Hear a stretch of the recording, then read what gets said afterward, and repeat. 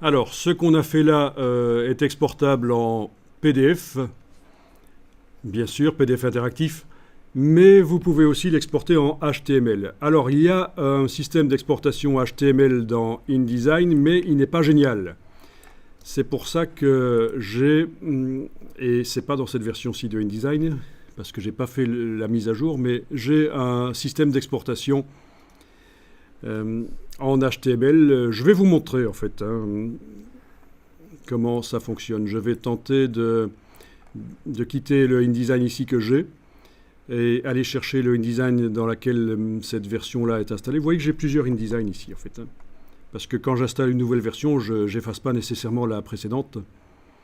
Et je crois que c'est dans la version 2015 que j'ai installé le module payant qui s'appelle Ajar In5 et qui permet de faire de l'exportation HTML sérieuse au départ de InDesign. Donc Ajar In5, si vous tapez ça dans Google, vous allez voir. Vous pourrez télécharger une version d'évaluation.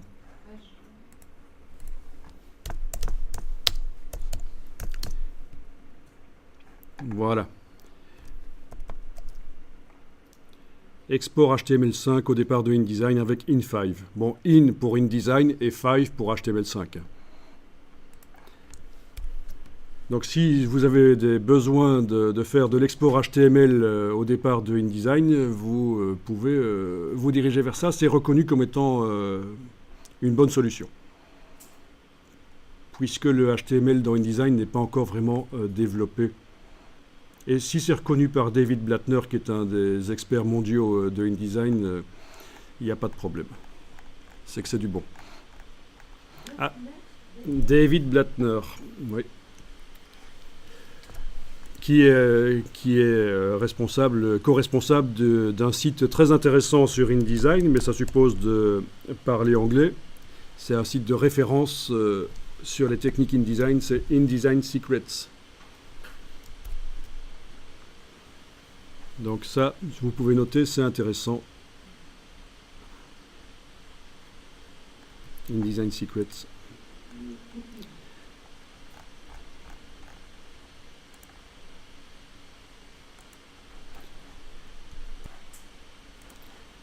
Donc j'en étais à InDesign, cette fois-ci version 2015. Et en effet, dans la version 2015, j'ai installé le module export HTML5 avec In5. À chaque nouvelle version de InDesign, il faut faire une mise à jour et payer, en fait. Donc c'est pour ça que je ne l'ai pas dans la version 2017. Je vais tenter d'ouvrir mon document 2017 avec la version 2015. Ça va peut-être me proposer de faire de la conversion en ligne, parce que normalement, on ne peut pas ouvrir avec une ancienne version de InDesign, on ne peut pas ouvrir un document qui vient d'une nouvelle version. Donc je vais quand même essayer ici, et on va voir si le Convert Online va s'enclencher. Oui, ok, oui, ça s'enclenche, c'est bien. Donc voilà, il me dit que c'est impossible d'ouvrir le document parce qu'il a été créé avec une version plus récente, la version 2017. Donc, comme j'ai une version correcte de la Creative Cloud, on va dire que c'est pas une version piratée, je peux faire la conversion en ligne, ça devrait fonctionner. Sinon, il faudra qu'au départ de la version 2017, je fasse un assemblage, fichier assemblage, qui va créer un dossier dans lequel se trouvera un fichier IDML, qui est un fichier spécial pour ouvrir un document InDesign dans une ancienne version de InDesign.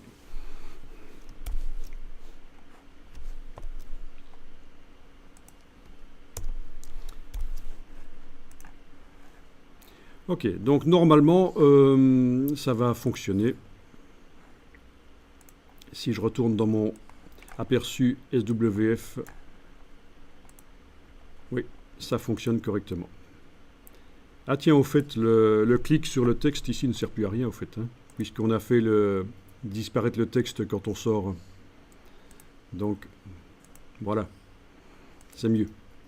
En tout cas, voilà, techniquement, ça fonctionne. Mais vous aviez remarqué que le clic sur le texte, il n'est plus possible de le faire, puisque dès que je m'éloigne du bouton, alors il faudrait que le texte se surimprime partiellement au bouton pour que ça marche. Et donc voilà. Non, même pas. Alors, ce que je vais vous montrer ici, remarquez au passage que j'ai un menu spécial ici dans InDesign. Ça, c'est un système d'exportation pour faire du magazine interactif sur tablette et smartphone.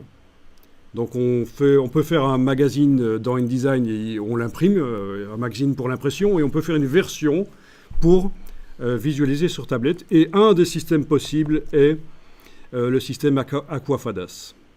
Donc ça explique pourquoi j'ai un menu Aquafadas ici, ça peut paraître bizarre, donc si vous aviez vu, c'est ça en fait. C'est un module en plus qui s'ajoute, mais ça c'est pour faire de l'exportation pour des magazines interactifs pour tablettes, et donc ils sont accessibles sous forme d'application dans le Google Play et dans le App Store de Apple.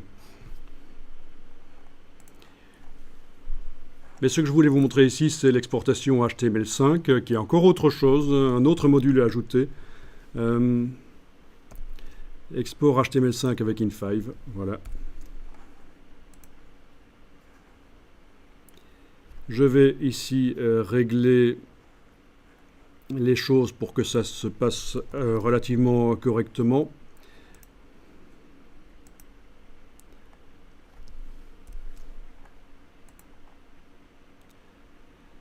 Ok. Il y a plein de choses à régler en fait. Enfin, si on veut aller loin dans l'exportation.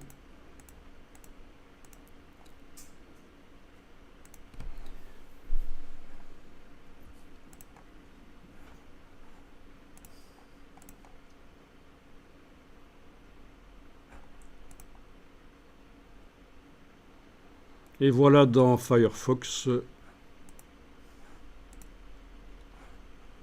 Là. Et voilà, ça fonctionne. Donc là, je suis dans Firefox en train de regarder le HTML5 qui vient d'être exporté de InDesign. Et toute l'interactivité que j'avais mise au point pour le PDF interactif fonctionne dans le HTML5.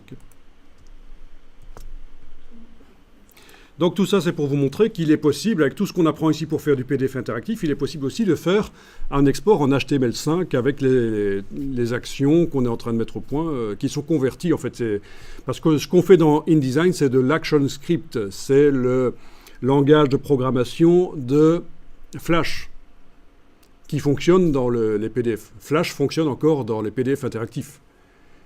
Et quand je fais un export en HTML5, il convertit ça vers la programmation, l'interactivité HTML5. C'est une conversion. Mais le résultat est le même. Alors, je ne conseille pas de faire des pages web entièrement dans InDesign. Parce qu'à notre époque, Google ignore en fait les sites web qui ne sont pas responsives, qui ne s'adaptent pas aux différents écrans qui sont disponibles auprès des utilisateurs. Il faut qu'un site web change de format, suivant qu'on le regarde sur un smartphone ou sur une tablette, suivant l'orientation de la tablette même. Il faut que le site s'adapte, donc c'est du responsive. Et en fait, il n'est pas possible de bien le faire, même avec In5, il n'est pas possible d'exporter en responsive actuellement. Donc ce que je conseille de faire, c'est d'inclure le HTML5 généré par InDesign, l'inclure dans une page HTML d'un site web que vous avez fait. Si vous faites un blog, vous savez très bien que vous pouvez faire des articles et coller du HTML dedans. Dans vos articles, plutôt que de rédiger l'article et de faire les images, tout ça dans le blog, vous pouvez coller quelque chose qui vient d'ailleurs, du HTML qui vient d'ailleurs. Même chose si vous faites un site en Joomla ou WordPress, vous pouvez coller du HTML qui vient d'ailleurs. Donc à ce moment-là, ça marche. Vous incluez le HTML dans un framework plus large qui lui est responsive. Donc, voilà, donc on est bien d'accord, il faudra ajouter le module In5. C'est pas difficile à ajouter, ils expliquent comment le mettre. Je crois qu'il faut le mettre dans le dossier des extensions de InDesign.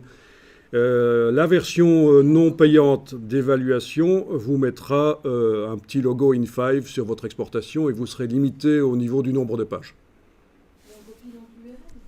Donc vous devez aller sur le site de Ajar que j'ai montré tout à l'heure, télécharger l'extension et il y a une procédure qui est expliquée. Donc pour essayer, ça ne va rien vous coûter. vous pourrez installer la version d'évaluation. Voilà, sur le site de Ajar, donc j'ai tapé Ajar in 5, il y a Download. Et là, voilà, on vous propose de télécharger. Et il vous explique ici comment l'installer. Comment installer. Voilà, donc avec des petites images pour expliquer comment faire.